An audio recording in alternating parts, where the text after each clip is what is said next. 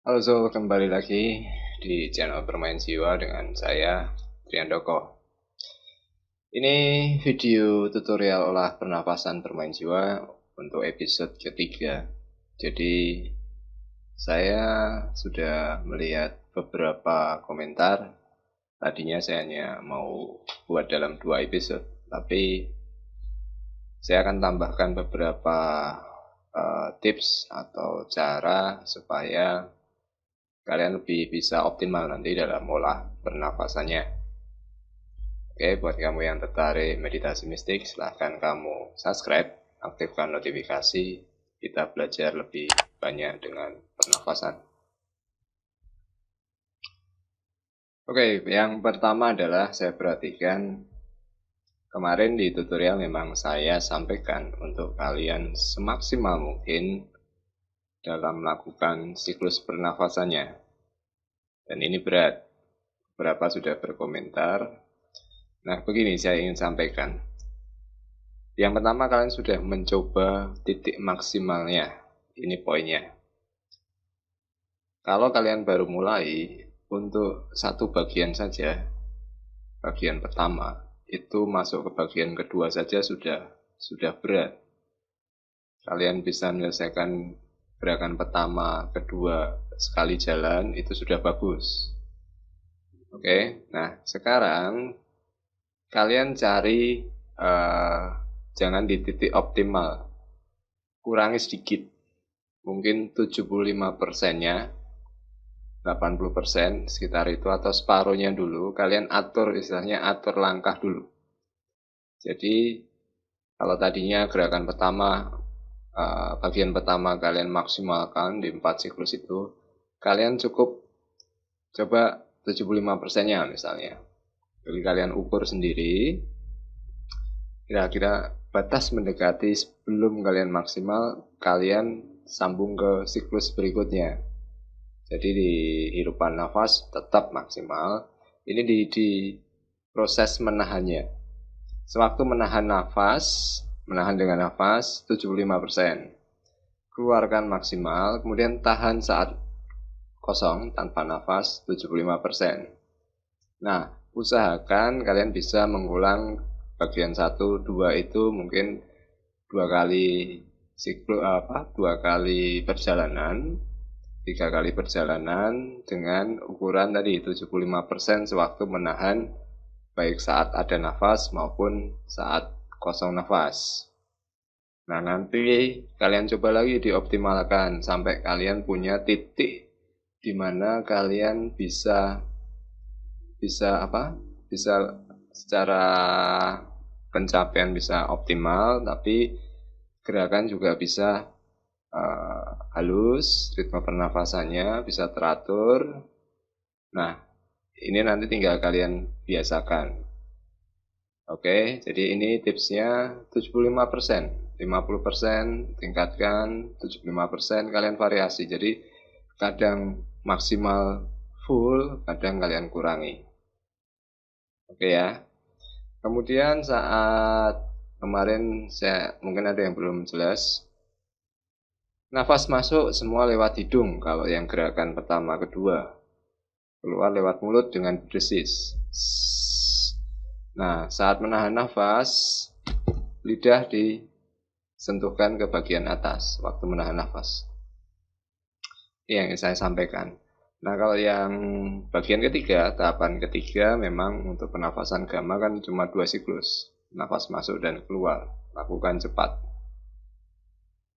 Oke, kemudian kemarin barusan ada yang bertanya apa harus di lantai. Terserah.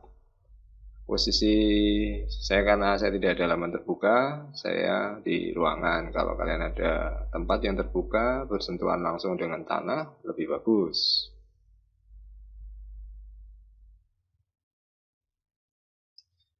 Oke, yang selanjutnya, nah ini faktor rasa.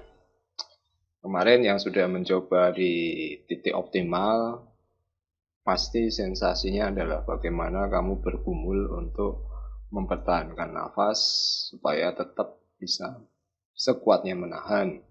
Nah, tadi sudah saya bagikan tipsnya, kurangi dari optimal saat menahannya di dua tahanan itu, baik kosong maupun isi. Tapi dalami lebih ke sisi sensasinya, sensasi rasanya yang kalian tangkap. Jadi kalau kalian dipaksa di titik optimal, otomatis kan kurang dalam merasakan, karena reaksi tubuh kalian dari ini pasti langsung secepatnya menyelesaikan nafas itu seperti normalnya orang. Nah, karena ini sekarang mulai dikurangi, saat menahannya kurangi 75%, atau kalau mau ini juga 50% tidak apa.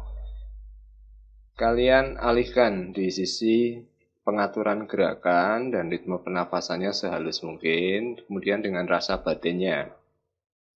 Ya, jadi titik optimalnya dikurangi, tapi gerakannya diperhalus, kemudian nafasnya juga, tarikannya jangan sampai kasar, dalam arti narik tetap ritmenya teratur dari awal, kemudian ke siklus berikutnya, ke gerakan bagian berikutnya tetap teratur, ya. Usahakan ke sana. Jadi ini yang ingin saya sampaikan ketika kalian nanti mencoba mengoptimalkan olah pernafasan ini. Nah, ada bagian yang ingin saya tambahkan, perjelas di bagian kedua, di gerakan kedua, di mana kalian mencoba membungkuk dengan pandangan mata ke depan. Jadi begini, sewaktu kalian menahan nafas, usahakan tahanan ada di dada. Ukurannya kalian sentuh ulu hati kalian, mengeras. Nah, pada gerakan kedua, sewaktu kalian sebelum membungkuk, kalau badan kalian tegak, cenderung nafas itu ditahan di dada. Nah, sebelum kamu membungkuk, kamu tekan dulu nafas itu ke perut. Baru kamu menundukkan kepala menuju ke depan, supaya dia berpindah dulu dari tahanan dada ke perut, baru kamu bungkuk, supaya kamu lebih mencapai titik yang optimal untuk tekanan ke perutnya. Oke, kemudian untuk gerakan usahakan juga kalau yang sudah mempraktekkan dengan jurus, gerakannya juga kan berbarengan dengan nafas. Dengan semakin nafas itu semakin teratur, gerakannya juga semakin halus. Kalau nafasnya tidak teratur, terburu-buru, pasti gerakannya juga secepatnya ingin diselesaikan. Nah, di sini seninya kamu mengatur antara berapa batas optimalisasi dari tekanan saat kalian menahan dengan gerakan, kemudian dengan rasa batinnya. Oke ya, jadi ini yang saya tambahkan untuk lebih memperjelas di bagian kedua atau gerakan kedua sewaktu kalian membungkuk.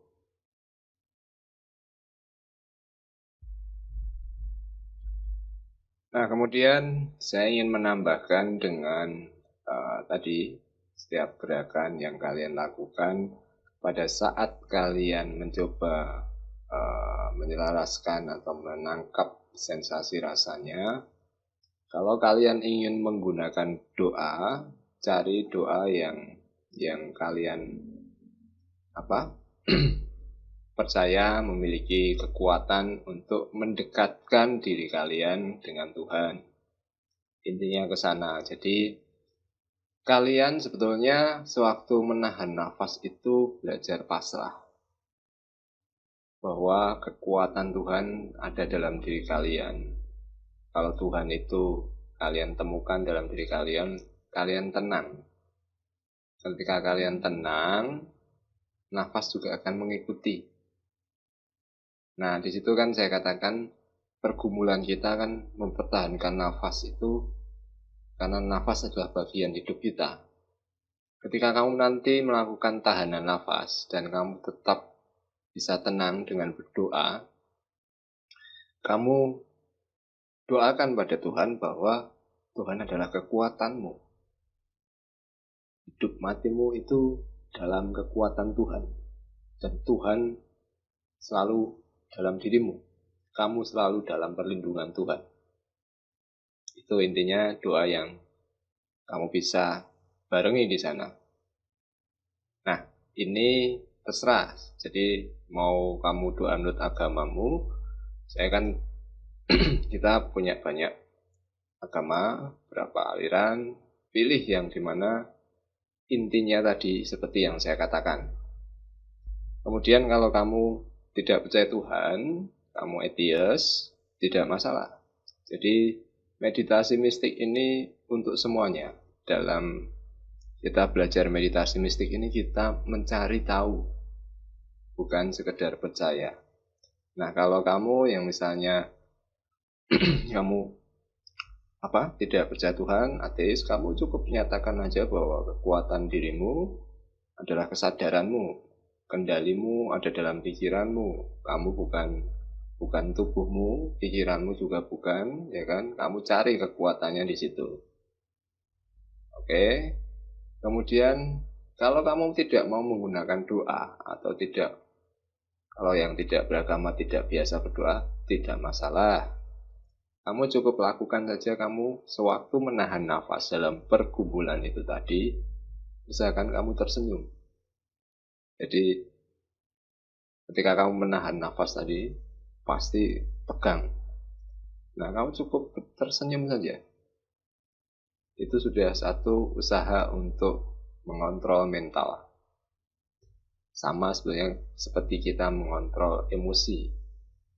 Ketika kamu marah, itu kamu mau tersenyum saja susah. Nah, sekarang ketika nafasmu itu dalam batas kehabisan nafas, kalau kamu bisa tersenyum itu sudah bagus. Berarti kontrol atas fisikmu itu berjalan. Oke, nah ini bagian tentang bagaimana mengontrol rasa dengan kekuatan doa atau juga melatih kekuatan mental melalui apa yang kamu sugestikan ke kesadaranmu.